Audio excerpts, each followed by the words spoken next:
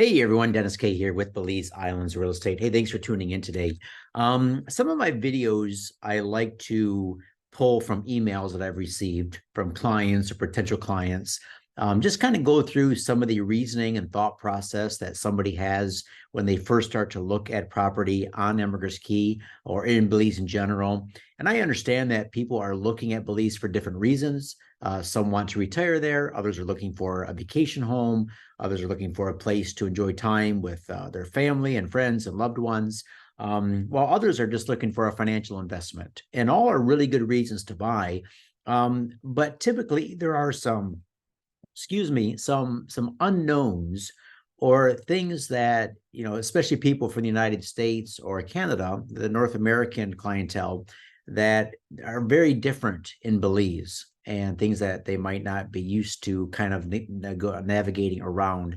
So I just kind of want to tackle this one email that I just got a few days ago, keeping the sender anonymous. He says, "Hi, Dennis. I'm looking for investment property that has the most return on investment ROI for my buck. Definitely want to stay under 400,000. Really like the units in X." And by X, he referred to a resort that is on the north side of Ambergris Key. He said, "Not sure if I can get a good return from there. Why is everyone selling there?" And then he says, "Not sure about the lending process down there, but I have 20% down." So basically, he has $80,000. Now, in this video, I want to give him some suggestions on what I would potentially do if I had $80,000 to invest. But first of all, I kind of want to break this down because many of you might be in the similar boat, or you might have similar circumstances. You have some money, you're looking for an investment, you're not sure what that investment looks like, but you want to do something in Belize for many reasons. So first of all, let me just kind of break down his email.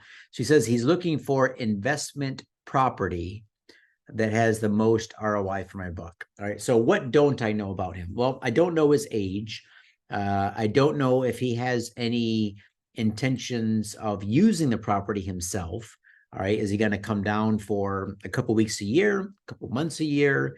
Does he expect to use a property such as a home or a condo? And then when he's not there, rent it out. So he's viewing that more as a financial return, because he does mention ROI, the biggest bang for his buck. So I'm going to assume that what he's looking for is a dollar return. He's looking for how much money can I make with my money if I invest $80,000 in Belize. Doesn't say anything there about personal use. So I'm assuming the reason for the investment is probably something like 95% or 90% financial return, and maybe he has a small personal unit component where he's going to want to use it maybe a couple weeks a year. That's my assumption.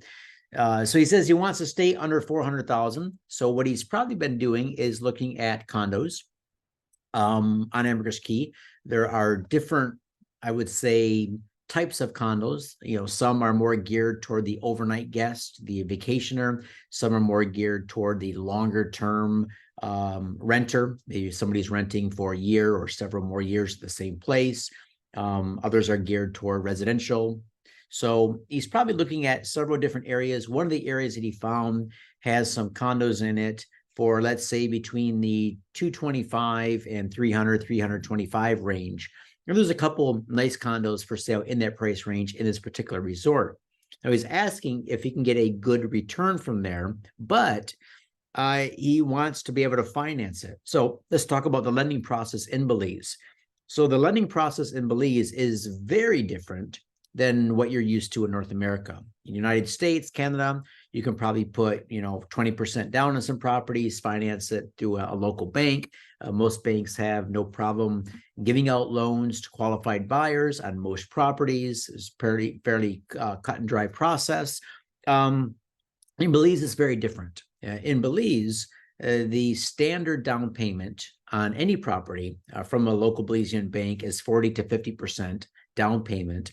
Interest rates are much higher than even we're paying in the North American market right now. So in Belize, interest rates are 10.5 to 12, sometimes even more than 12% interest per year. And the length of loan that a typical Belizean bank gives on a property is very, very short, especially compared to the 20, 25, 30-year loans they give in North America. Belize banks, if you can find one, they might give a loan for 7 years, maybe 10 years.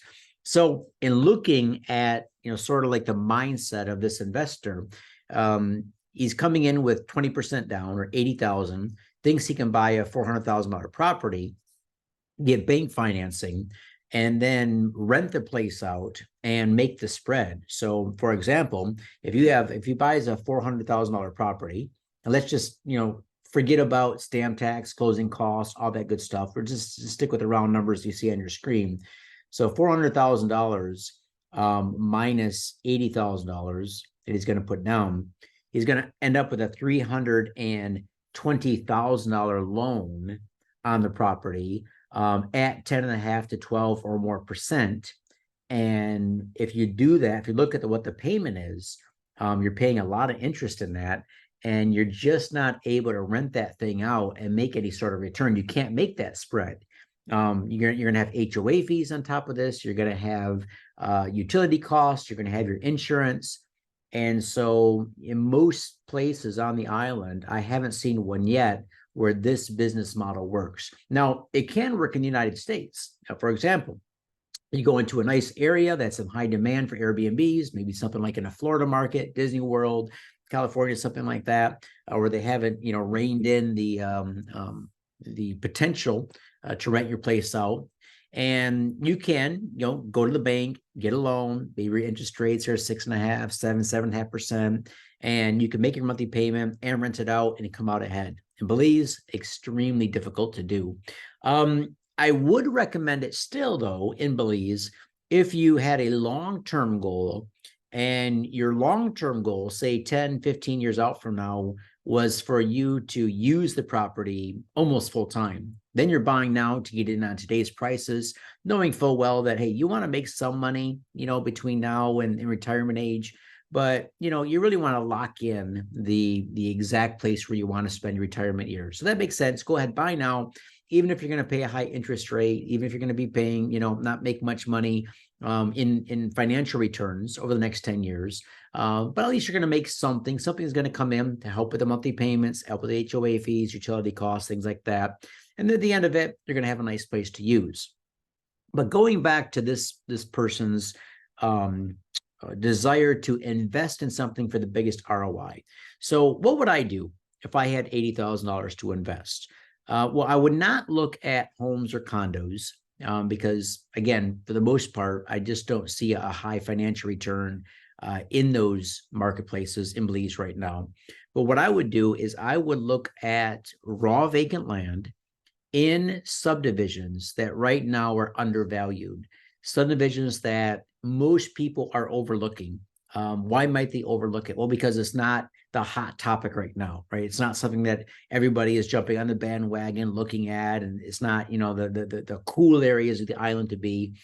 But I would look at smaller parts of the island, smaller subdivisions that have really not just potential for future growth, but they're beautiful areas of the island now. So they're already beautiful, they're already desirable, but they're just overlooked. For example, I'll give you a couple of examples here. South Ambergris Caye, quiet part of the island, one road in, one road out, only a row of beachfront lots in the front, and maybe a second or third row in the back for most of it. Very quiet, very residential. Being able to pick up a lot down there, say a second row lot for $75,000, maybe even a bit less. That is a really good deal. You build up a couple stories, have beautiful, beautiful views.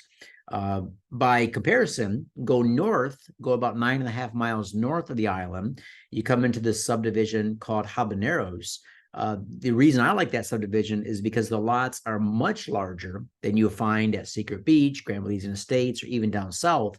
You can find some much larger lots up there, sometimes 100 feet wide or 80 feet wide by 150, 200 feet deep. So you can get double the amount of land for about the same cost. Again, for about $65,000, $75,000, you can be all in at around the $80,000 mark. Both of the areas I just mentioned have road access, they have power, so you're good to go on those things. Another area I would look at is either Punta Azul South or Punta Azul North.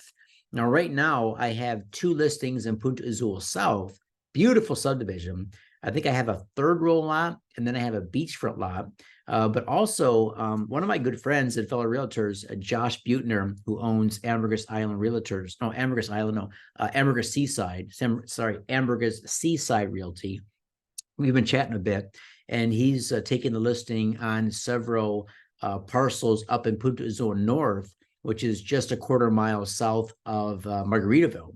So beachfront, second, third, and fourth rows up there at really good prices. So I would take that 80,000, invest it in an area that is up and coming, has not only is it beautiful now, but it has potential to increase in value. And then you hold that property for any length of time, just to allow enough time for maybe more building to take place in those subdivisions, or maybe something else to happen in the area that raises the overall desirability of the area. It could take a year, 3, 4 years, maybe 5 years.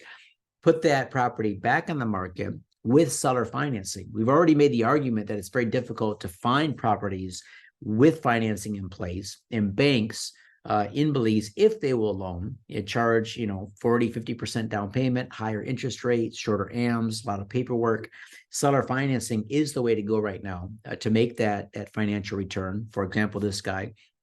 And that's what I would recommend.